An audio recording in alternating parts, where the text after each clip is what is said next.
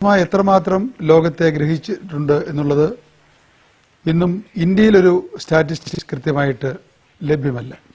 എങ്കിലും അമേരിക്കയിലും മറ്റുള്ള പഠനങ്ങളിൽ നിന്ന് ഏതാണ്ട് 10 മുതൽ 15% ആൾക്കാരെ പൊതുവിൽ ഈ രോഗം ബാധിക്കുന്നതായിട്ടാണ് കണ്ടിരിക്കുന്നത്.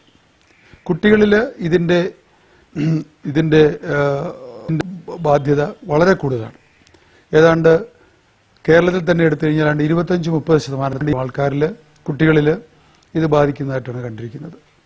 പൊതുവിൽ എല്ലാ അലർജി രോഗങ്ങളും, അതായത് തുമ്മല്, ജലദോഷം, മറ്റുള്ള എല്ലാം കൂടി എടുത്തു കഴിഞ്ഞാൽ ഏതാണ്ട് 50% കുട്ടികളിൽ ഇത് ബാധിക്കുന്നതായിട്ട് നാം കണ്ടുവരുന്നു. അത്രയ്ക്ക് വളരെയധികം ഇത് കൂടിക്കൊണ്ടിരിക്കുകയാണ്. എന്താണ് യഥാർത്ഥത്തിൽ ഈ ആസ്മ അലർജികളുടെ കാരണം? ഒറ്റ വാക്കിൽ പറഞ്ഞാൽ ശരീരത്തിന്റെ രോഗപ്രതിരോധ ശക്തിയുടെ കുറവ് കൊണ്ട് സംഭവിക്കുന്ന ഒരു പ്രശ്നമാണിത്. ഇതിന്റെ ഏറ്റവും മൂല കാരണം പാരമ്പര്യ ഘടനയിൽ നിന്നാണ് ഇത് വരുന്നത്.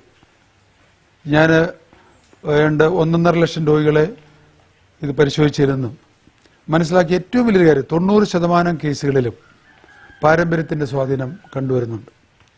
മുൻപ് തലമുറയിൽ ചിലപ്പോൾ അവർ വരുമ്പോൾ പറയും, കുട്ടികളെയും കൊണ്ട് വരുമ്പോൾ ഞാൻ പ്രത്യേകം എടുത്ത് ചോദിക്കാറുണ്ട്, അച്ഛനോ അമ്മയ്ക്കോ ഈ രോഗമുണ്ടോ എന്ന്.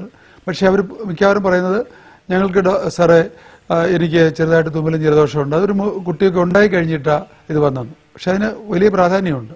കാരണം ഈ കുട്ടി ഉണ്ടാകുന്ന സമയത്ത് ഇവരിൽ ഇത് ഒളിഞ്ഞിരിക്കുകയാണ്. ഡോർമന്റ് സ്റ്റേജ് എന്ന് പറയും.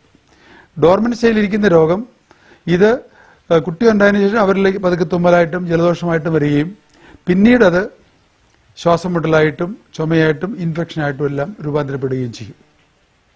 അപ്പോൾ ഒറ്റ വാക്കിൽ പറഞ്ഞാൽ രോഗപ്രതിരോധ ശക്തിയുടെ കുറവ് അത് പാരമ്പര്യമായിട്ട് ഒരു തലമുറയിൽ നിന്ന് വേറെ തലമുറയിലേക്ക് ട്രാൻസ്ഫർ ചെയ്യപ്പെടുന്നു.